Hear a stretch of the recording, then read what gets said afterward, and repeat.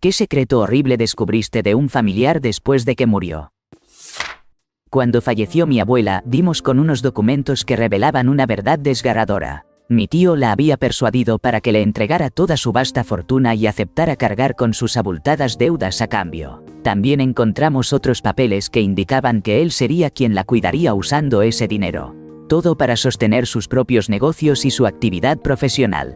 Ella amaba profundamente a su hijo, mi tío, pero una vez que puso sus manos en el caudal familiar, poco a poco la fue alejando de su vida e incluso comenzó a tacharla de confundida.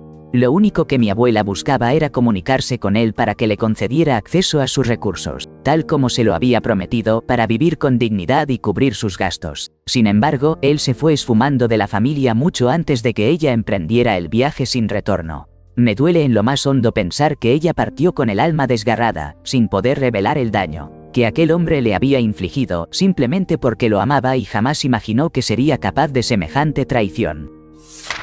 Resulta que mi abuela había caído en una estafa financiera y nunca nos contó nada. Cuando falleció y empezamos a revisar sus cosas, encontramos varias cartas de un hombre que decía ser un primo lejano perdido, pidiéndole dinero. Además, había un intercambio de cartas entre ella y el banco, en el que intentaba desesperadamente recuperar su dinero una vez que el banco sospechó que había sido víctima de fraude. Por lo que pudimos entender, logró recuperar al menos una parte del dinero, porque le había dado a ese hombre más de $20.000, pero no puedo evitar romper en llanto sola, de imaginarla pasando por eso sola, sin poder hablar con nadie de la familia, en sus 80 años y viviendo en un asilo. Cada vez que lo recuerdo, me llena de tristeza y coraje. De verdad, que se pudran todos los que se aprovechan de los adultos mayores. Pelucas, ropa con volantes, enormes objetos propios del mundo BDSM y toda clase de rarezas. Mi papá era un hombre que se vestía con prendas femeninas y lo que he llegado a presenciar con mis propios ojos escapa a toda imaginación. De hecho, empacaba 3 bolsas repletas de esos artículos y las arrojaba por la ventana que daba hacia la parte trasera de la casa, para que ningún pariente las descubriera. Y al terminar la jornada, sencillamente iba detrás de la casa, recogía las bolsas y las depositaba en la basura de algún vecino. Sí, así de meticuloso era, sin ninguna dificultad. Risas. De nada, papá. Y por cierto, también fue veterano capitán de artillería y tenía armas escondidas por todos lados. La verdad, aquello era un caos. Tenía 15 años y estaba junto al ataúd de mi abuelo, llorando desconsoladamente en su funeral, cuando mi tía se me acercó y me preguntó: ¿por qué estás llorando tanto si ni siquiera era tu abuelo de sangre? En el camino a casa no pude evitar cuestionar a mis padres sobre esas palabras. Resulta que tenía razón. Mi mamá me confesó: oh, creí que ya lo sabías, seguro lo hablamos antes de que nacieras. Pero lo que me revelaron fue mucho más duro. Ese hombre al que yo llamaba abuelo no solo era el padrastro de mi papá, sino que en algún momento intentó arrebatarle la vida. Mi papá, como si fuera algo corriente, simplemente dijo: sí, las cosas eran diferentes en esa época. Y yo pensé: ¿qué demonios le ocurre a mi familia? Cuando ayudamos a mi abuela a mudarse de estado, encontramos en un baúl un viejo revólver que le pertenecía a ella. Resulta que mi abuelo lo había comprado porque estaba perdiendo la cabeza, paranoico y con la idea de hacerle daño a toda la familia. Mi abuela logró esconderlo y además le hizo creer que lo había perdido en algún lado. Con el tiempo él simplemente lo olvidó, pero ella lo guardó por precaución, por si acaso intentaba otra vez. Ahora, de adulto, da una sensación bastante inquietante pensar que alguien que te mostró tanto amor incondicional en la infancia tenía ese revólver calibre 38 y un cargador con balas que prácticamente tenían el nombre de cada uno de nosotros.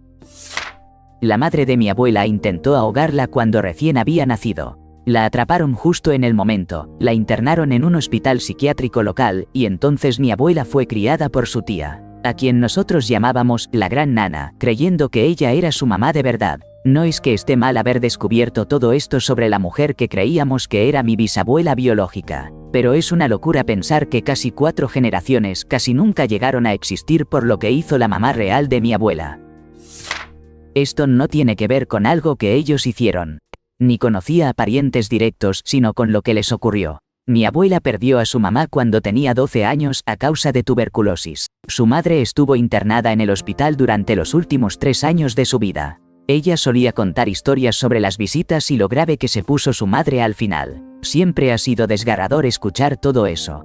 El año pasado, la ayudé a conseguir los certificados de defunción de sus padres, documentos que necesitaba para reclamar un seguro de vida que había tomado su hermano. Mi abuela siempre supo que su madre murió de tuberculosis y lo frágil y enferma que estaba en ese último año. Pero el certificado de defunción de su mamá no solo señalaba la tuberculosis como causa principal, sino que también mencionaba indicios tempranos de una agresión que afectó profundamente su integridad, como un factor que contribuyó. Así, sin querer, ayudé a mi abuela, que ahora tiene 93 años, a descubrir que su madre fue sometida a una terrible injusticia mientras yacía enferma, muriendo y completamente indefensa en un hospital al final de su vida. Cuando mi esposo y yo empezamos a planear tener una familia, me interesé en conocer la historia de mi linaje. La historia del lado de mi papá estaba bien documentada, remontándose hasta el momento en que sus antepasados llegaron de Inglaterra y Alemania. Lo mismo pasaba con los ancestros irlandeses de mi esposo, pero del lado de mi mamá no tenía ni una pista. Más allá de mis abuelos maternos no sabía nada, ella era de México. Intenté escribir a los registros civiles y a la arquidiócesis del estado donde nació, pero no obtuve respuesta. Mi mamá nació en 1921. Como ella era ciudadana naturalizada, envié una carta a inmigración. Me respondieron con todo su expediente migratorio. Ahí aprendí un montón de cosas. Primero, que ella se había hecho un año más joven en los papeles. Segundo, que mi mamá había nacido fuera de matrimonio, sin padre registrado, y su nombre legal venía del apellido de soltera de mi abuela. Pero eso no impidió que mi abuela se hiciera llamar señora Martínez en lugar de señora Rodríguez, y que llamara a mi mamá María Martínez en vez de su verdadero nombre, María Rodríguez. Mis abuelos nunca se casaron. Mi abuela trajo a mi mamá aquí cuando ella era una niña pequeña. Aunque mi abuela tenía visa, no tramitaron una para mi mamá, porque era una niña y mi abuela no sabía que la necesitaba. Cuando mi mamá pidió su residencia a los 20 años, Inmigración descubrió que nunca había tenido visa, pero fue solo un problema menor de papeleo. Lo que sí complicó las cosas fue que Inmigración no quería darle la tarjeta de residencia a alguien sin padre legalmente reconocido. Así que mi abuela tuvo que presentar una demanda de paternidad en México, y mi abuelo tuvo que aceptar que era el padre. Mi mamá tenía 20 años cuando eso ocurrió, y fue solo entonces que su nombre pasó a ser oficialmente María Martínez. Ni siquiera mi papá sabía todo esto. Para ese momento, ya había enviudado hacía varios años. Cuando se lo conté, me dijo, vaya, después de 41 años de matrimonio uno cree que conoce a alguien. Mi tía Mary vivía en una parcela al fondo de la granja familiar, y era la última de ese grupo de señoras mayores que aún sabía manejar. Tenía un Buick Electra 225 enorme, del tamaño de un acorazado. El asiento delantero parecía un sofá de sala. La consola central era tan amplia que podría haber servido para cenar 5 personas. Un día, mientras salía de un espacio de estacionamiento en el supermercado, camino a jugar bingo con sus amigas, rozó un coche de policía que estaba estacionado en un carril de emergencia justo frente al lugar. El daño al patrullero fue considerable y, para colmo, el maletero del Buick no cerraba. Cuando el oficial intentó atar la tapa, descubrió 12 frascos de cristal llenos de licor blanco dentro de una caja de plástico de refrescos Hoffman. Corría el año 1974 cuando mi tía Mary fue arrestada por contrabando de alcohol. Unos meses después, ella falleció, y cuando entramos a la casa para limpiar, nos encontramos con la magnitud de su negocio. En el sótano había un alambique para destilar de 190 litros, cientos de frascos y sacos repletos de azúcar. Nos llevó 10 viajes con la plataforma de la granja para vaciar todo el sótano. También aparecieron libros contables que databan desde los años 20. Mi papá reconoció varios nombres, algunos políticos locales y hasta el antiguo jefe de policía. La verdad, había sido un auténtico imperio clandestino. Tengo una para contarles. Mi esposo falleció de forma inesperada después de estar una semana en el hospital. Le dio una infección que atacó su corazón y no pudieron eliminarla lo suficiente como para operarlo con seguridad, así que terminó falleciendo. La situación fue tan complicada que una noche me llamaron para preguntar si una persona tenía permiso para visitarlo fuera del horario de visitas, y resultó ser su novia. Y no teníamos una relación abierta, para dejarlo claro. Unos meses después me enteré por Facebook que esa misma chica estaba embarazada.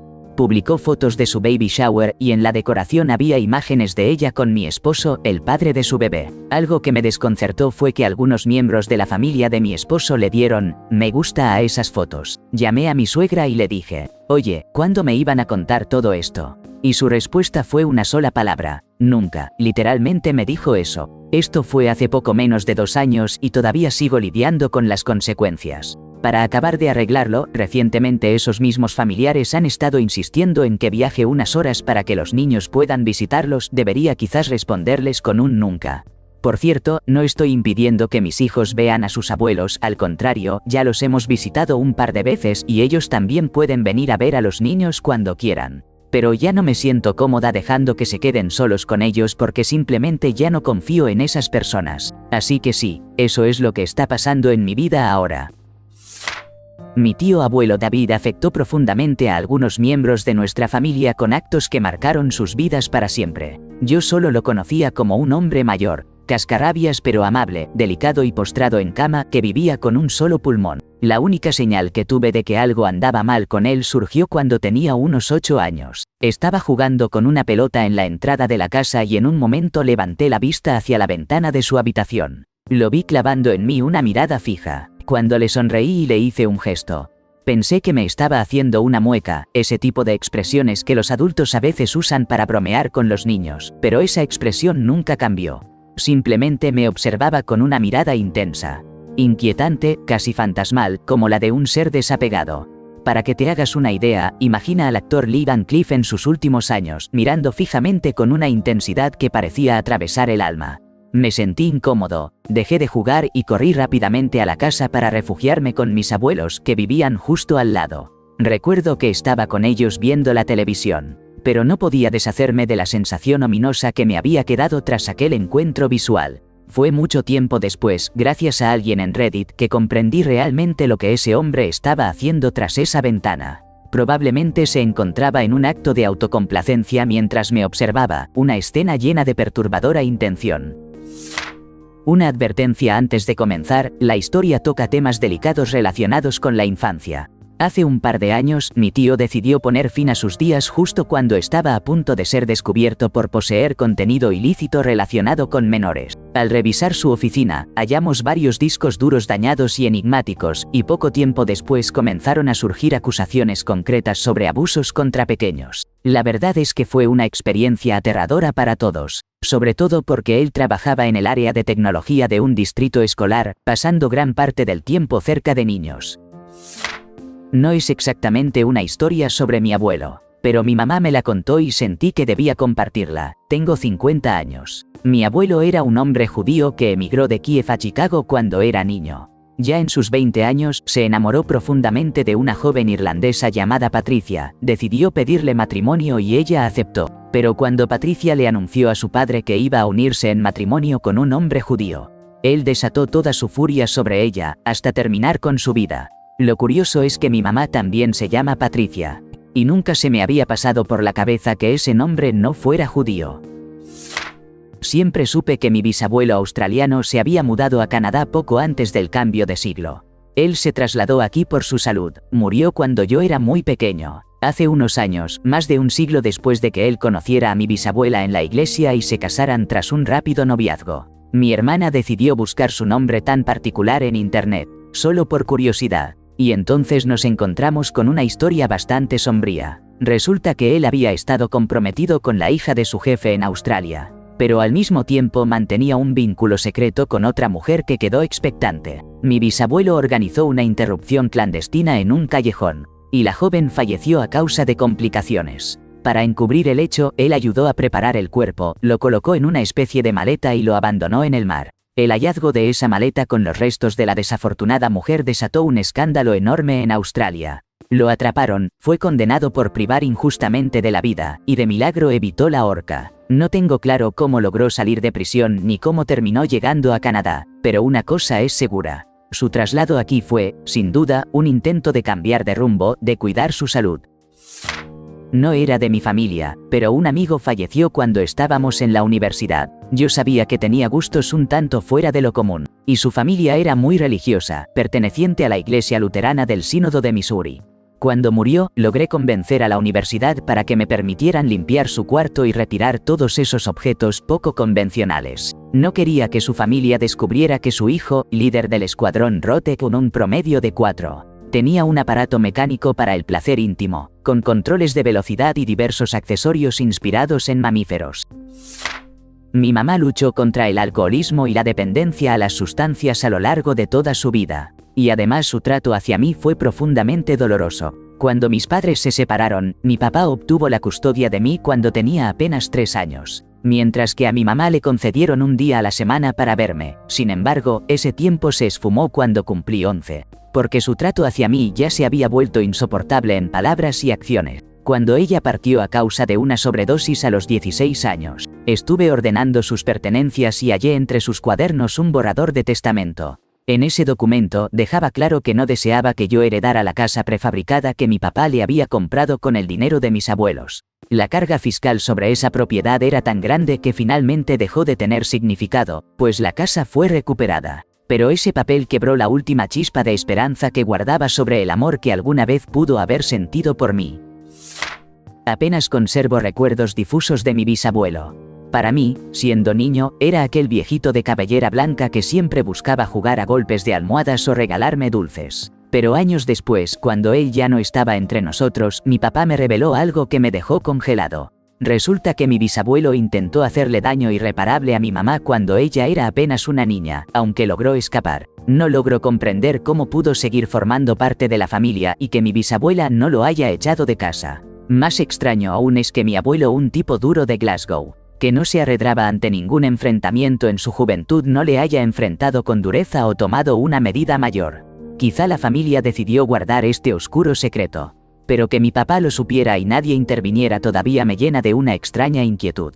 Supongo que eran tiempos distintos, con otras reglas no dichas. Lo que más me paraliza es pensar que mi papá solo me ofreció un bosquejo de lo ocurrido. Mi abuela y sus hermanas crecieron con una mezcla de sarcasmo y un cansancio profundo del alma. No amargadas, pero sí marcadas por lo vivido. Me hace cuestionar qué sombras debieron atravesar para acabar con esa carga tan visible en su mirada.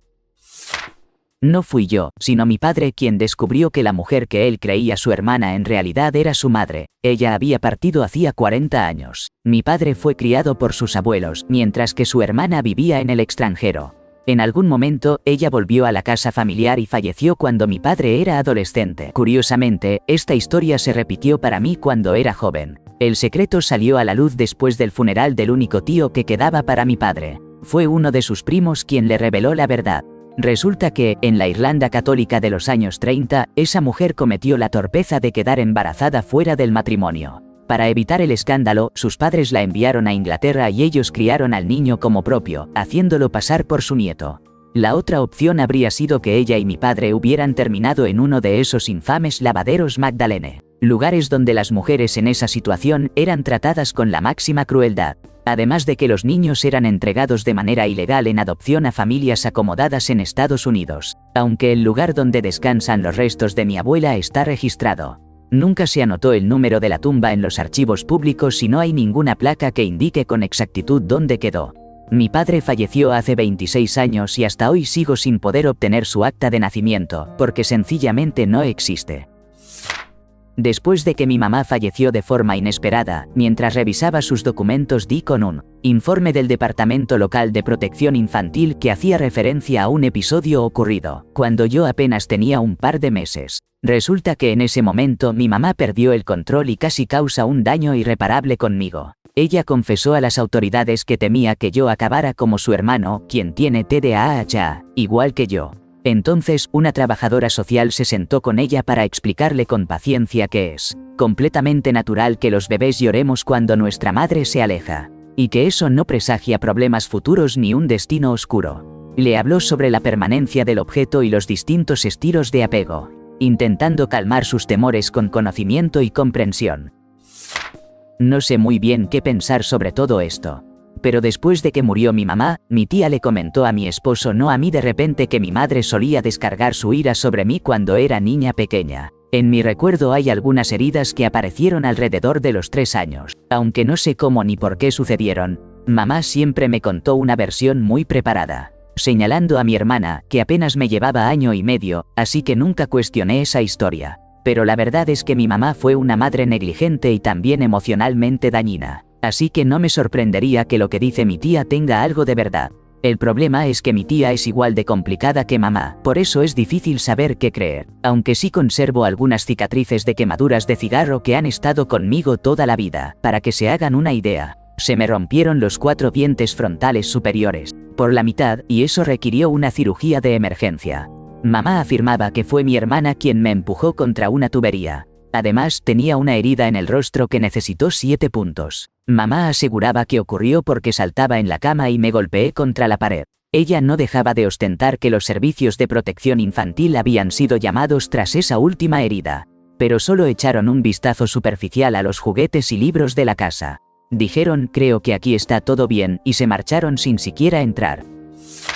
El hermano político de mi tío no era pariente de sangre, falleció a los 45 años tras años de batalla contra el alcoholismo. Vivió con nosotros casi una década en esa familia extendida que marcó mi niñez. Mis recuerdos con él son casi todos alegres. Era el tío divertido que nos acompañaba en las pijamadas con mis primos. Sin embargo, cuando tenía alrededor de 8 años, mi mamá me dijo de repente que ya no podía dormir en la sala con él y los demás niños. Nunca indagué por qué. Poco tiempo después, se mudó a un motel que mi tío administraba y permaneció allí hasta su fin. 2 décadas más tarde, fui de los pocos que asistieron a su funeral. Incluso tomé la palabra para rememorar al hombre cálido y gracioso que fue antes de que la sombra de la adicción lo consumiera. Después, hablé con mi hermana mayor para preguntarle por qué ella no había estado presente. Fue entonces cuando me confió, con un peso que aún duele, que él la sometió a abusos durante todo el tiempo que convivió con nosotros y que también tuvo comportamientos inapropiados con algunas primas mayores. Su silencio era un muro que delataba el profundo daño que cargaba. Nunca he encontrado el coraje para preguntarles a mis padres cómo permitieron ocultarme una verdad tan desgarradora y cómo fue posible que fuésemos a despedirlo sin conocer el peso real de su historia. Después de que falleció mi suegro, su hija comenzó a llamarme con frecuencia. Nos conocíamos desde niños, pero ella decidió que yo sería la persona con quien compartir y procesar su duelo. Con el tiempo, me di cuenta de que era la única que respondía a sus llamadas. Claramente, estaba luchando con graves tormentos internos y nuestras conversaciones eran complejas y parecían no tener fin. En una de esas charlas, me reveló que su padre había cometido actos lamentables contra su hermana, quien era su hijastra, la hija de la primera esposa en una relación anterior. Fue ella quien confesó todo a mi suegra, quien, aunque con mucha resistencia, decidió separarse. Mi cuñada también intentó enfrentar a mi suegra con la verdad, pero esta optó por hacer caso omiso. Lo más doloroso es que, por varias circunstancias, siento que no puedo abordar este tema con mi esposo. Y ahora la ira me consume hacia mi suegra. Porque, a sabiendas de lo ocurrido, puso en riesgo a mis hijos al seguir manteniendo contacto con ese hombre. Nunca me cayó bien, pero ahora se me hace casi imposible sostener una relación civil con ella. Ayudé a una amiga a limpiar la casa de su mamá después de que ella partiera de este mundo. Mientras revisábamos la habitación de su mamá, encontramos un baúl cerrado con candado. Lo abrimos y, para nuestra sorpresa, estaba lleno de revistas Penthouse Forum. Al principio, nos echamos a reír por lo inesperado, pero luego comenzamos a sacar las revistas una por una. Fue entonces cuando descubrimos varios manuscritos entre las páginas. Resulta que la mamá de mi amiga era escritora para Penthouse Forum. Las revistas que encontramos eran ejemplares que habían publicado sus relatos, y los manuscritos eran los borradores originales. Además, había reconocimientos que la revista le había otorgado y cartas de lectores agradeciéndole por haberles ayudado a encontrar y comprender su propia sexualidad. Lo más revelador fue descubrir que ella escribía especialmente sobre mujeres lesbianas y bisexuales en proceso de despertar y autodescubrimiento. Fue todo un hallazgo conocer ese lado tan íntimo y valiente de la mamá de mi amiga. No fue tan terrible comparado con otras historias que he escuchado, pero igual fue sorprendente y un poco incómodo. Mi abuela falleció en 2017 a los 91 años. Después de que murió, me puse a revisar su agenda para avisarle a sus conocidos. Uno de los números que marqué fue el de un hombre llamado Bill, con quien mi abuela había compartido una historia sentimental en los años 80, cuando yo era niño. Bill era un hombre muy atractivo, con cabello canoso y siempre impecablemente vestido. Conducía grandes convertibles, algo que me parecía increíblemente genial. Era piloto de aerolínea y durante la Segunda Guerra Mundial realizó misiones de abastecimiento sobre el Hump, desde India hasta China continental. Para quienes no saben, sobre el Hump significa cruzar el Himalaya, una hazaña que el avión apenas podía lograr y que al aterrizar apenas tenía combustible para continuar. Era una misión sumamente peligrosa y complicada que repitió docenas de veces. Así que sí, ese hombre era el epítome de lo que uno llama cool al estilo antiguo. Mi abuela y Bill estuvieron juntos por unos 10 años. Les encantaba ir a bailar, y ella tenía un montón de fotos donde se les veía en clubes elegantes vestidos de punta en blanco. Lo pasaban muy bien juntos y, aunque dejaron de salir, continuaron en contacto como amigos. Cuando llamé a Bill para avisarle lo que había pasado, no contestó él, sino su hijo. Resultó que Bill también había emprendido el viaje sin retorno un tiempo antes, ya había pasado los 90 años. Y lo más sorprendente es que, a esa edad todavía conducía para un programa de comida a domicilio destinado a personas mayores. Y aquí es donde la historia tomó un giro inesperado. Resulta que Bill había estado casado todo ese tiempo, y mi abuela era la otra mujer. Al parecer, Bill había dejado a su esposa y a sus hijos por mi abuela. Pero yo no sabía nada de eso cuando hablé con su hijo, así que le dije despreocupadamente: Bill y mi abuela salieron hace tiempo, y seguí hablando de lo buena persona que era como una figura paterna, cómo me llevaba a pasear en su convertible y me contaba historias de aviación, y todo eso. Básicamente estaba alabando al que yo creía un gran modelo a seguir paternal. Al hijo de un hombre que había sido un padre muy deficiente. Fue un momento difícil, me sentí terrible, un verdadero tonto. Si lo hubiera sabido, jamás habría contado la historia así, o quizá ni se la habría contado. El hijo se mostró alterado, pero creo que al menos le sirvió conocer toda la verdad. Le envié algunas fotos escaneadas de su padre, le borré a mi abuela de las imágenes y nunca recibí respuesta. Espero de verdad que haya podido encontrar algo de paz con todo esto. Nunca llegué a conocer a mi abuelo paterno. Lo único que sé es que mi abuela me dijo que me parezco mucho a él y que, al igual que muchos hombres de su comunidad y familia, fue marinero. Gracias a su trabajo, mi papá y el resto de la familia pudieron disfrutar en su infancia de una vida confortable de clase media, con vacaciones y hasta su propia tierra. Lamentablemente, él emprendió el viaje sin retorno mucho antes de que mis padres se conocieran, víctima de los estragos del tabaquismo y el alcoholismo. Tras su partida, mi papá tuvo que aprender rápido a valerse por sí mismo, pues la familia se vio empobrecida al perder esos ingresos. No supe más de él hasta que comencé a conversar más con mi papá, y resultó que en realidad albergaba resentimiento hacia ese hombre. Nunca quiso entrar en detalles, pero tiempo después confesó que el viejo descargaba su ira sobre él y sus 2 hermanos menores con castigos humillantes. Los obligaba a los 3 a arrodillarse sin ropa sobre frijoles secos, justo al lado del camino, donde cualquiera que pasara podía contemplar su vulnerabilidad. Esto probablemente explica por qué mi papá se pone tan fácilmente nervioso o avergonzado cuando hay mucha gente alrededor. A pesar de todo, también me dijo que ha aprendido a dejar ir ese dolor, que no vale la pena gastar energía en la rabia por alguien que ya partió. Hace poco comencé a suscribirme a un sitio que guarda archivos de casi todos los periódicos del país desde principios del siglo XX. Así que, como era de esperarse, empecé a buscar los nombres de personas que conocí en su momento, pero con quienes había perdido contacto. Fue entonces cuando descubrí que mi abuelo había pasado un tiempo en una prisión federal debido a un robo y un secuestro. Esto sucedió cuando mi mamá tenía alrededor de 3 años. Por lo que él estuvo recluido varios años, dejando a mi abuela sola para sacar adelante a 6 hijos pequeños. Siempre supe que mi mamá atravesó una infancia complicada, pero ella casi nunca hablaba de eso, así que esta información me brindó un poco más de contexto y comprensión. No encontré registros de incidentes posteriores, así que parece que mi abuelo logró encaminar su vida tras esa etapa difícil.